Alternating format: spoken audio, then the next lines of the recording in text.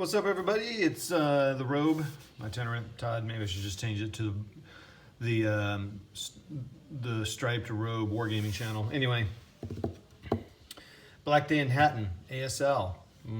But is it? No, we're going to be using lock and load first. I'm not quite adept at ASL enough to play this scenario, but I really want to play a Nordwind scenario and focusing my efforts on what I get in ASL. I know, I don't want to hear about it. I know, I got it. Anywho, so I'm going to play the scenario with it. I'm doing my best to adapt it. A couple things about the scenario real quick. So the Americans are going to set up west of this road. It's not using the whole map, it's like this part of the map. And over, sorry for the glare. And they're setting up west of this road. Now what's interesting is they set up west of the roads and the Germans set up east of the road. So they could start out, bam, right in order. Or right in, what am I trying to say here? Right in conflict. So it's all white. The map is snow conditions, so I believe that limits the movement of the troops to 3 hexes. To basically 1 less than they can normally move. So 3 for them, 5 for a leader. That's really the only hindrance as far as I know. If you look at vehicles though, I don't know if there's a limit for vehicles in snow. And there's a level 1 hindrance with snowy conditions on turns 1 and 2. So basically I'm just gonna say it's a hindrance. So in lock and load, if you have over 2 hindrances, you can't fire. So that's gonna limit firing for the first 2 turns. They start concealed in ASL, but you have to spot in lock and load. So pretty much I'd say that's concealed. I'm good with that. And there is, the chapel here is in play here, but I think everything else is a level 1 building. Except for the chapel's got a steeple, so it has a level 2.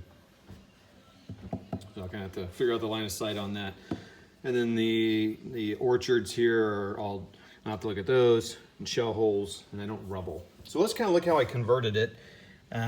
So for the Germans, 5-4-8s, 4-6-7s, and 4-4-7s. So I've had to try to be creative here. So the 5-4-8s, I'm using the 2-3-4 Fallschirmjägers. For the standard 4-6-7s, I'm using the standard 1-6-4. And for the 4-4-7s, so the morale's the same as the standard troops, but the range is short, and that's what I was looking for. So they have a 1 less hex range, the Italian. So I'm not going to use any of the Italian special things. It'll just be a 1-5-4. And I'll just stick here with the leader. So I had to use a British leader because I'm out of, actually I could probably find a German leader, but I'm out of German leaders out of the Heroes of Normandy. So 606 is an 8-0, and 8-1 is a 6-1-6, and the 7-1-6 is the 9-1. I saved the 10 2 leaders that come up occasionally for some of the 1 next level up leader. Medium machine gun, 3 light machine guns, a Panzerschreck, a demo charge.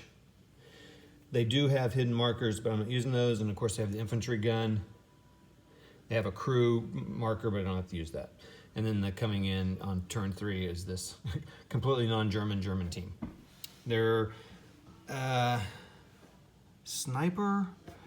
I'm not sure how to do sniper. I guess I'll just have a sniper, but that means the sniper's in all the time, so I'm not sure. We'll try it. We'll try with the sniper with. All right, so the Americans, 6-6-7s, 6-6-6s, and 5-4-6s. So the 6-6-7s, again, are gonna be these 2-5-4s. Now, this is interesting, the 6-6-6s and the 5-4-6s. So the firepower and the range is less. Well, so I'm gonna try this. I put a bar with these 1-6-4, so that increases their firepower. So that's more like the 6-6-6. And then I'm using just plain 1-6-4s as the 5-4-6s.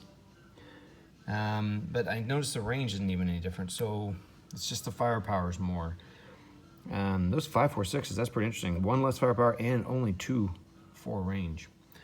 And really the Germans should be less range too. I mean, significantly, no, they're good, they're the same. Okay, the leaders, again, same, 7-1-6, 7-9-1, and 8-1, and 8-0, and a 7-0, so I'm using the Italian 5-0-6. I'm not gonna do any of his traits, just to make it a 5, so his morale's low. Medium machine gun, a bazooka, 2 mortars, 2 bazookas, 2 medium machine guns, and an armor leader, which I've never used in lock and load. So there you go. Sorry for flipping you off. And what we're using are the M18s. All right, so that's that. This is a long video. That's 5 minutes. That's good. So basically, the Americans have to take these buildings with the little marks on them. 1, 2, 3, 4, 5, 6. 1, 2, 3, 4, 5, 6. I need to look. I think there are 7 buildings they have to take. I'm only seeing 6 marks in there, so I'm gonna have to look for the other building they have to take. Well, there it is. 1, 2, 3, 4, 5, 6, 7. They only have to take 6 if at least one of their M18s are left on board. It's interesting because they only have 1 Panzerschreck. Huh. So if one of their tanks is left, they only have to have 6 buildings. If all their tanks are gone, they have to have all 7 buildings. For me, as the attacker, that's really going to prove to be a challenge because me and the attacker. So, all right, that's that. We'll talk to y'all later, and I'll probably come to you after a turn. See ya.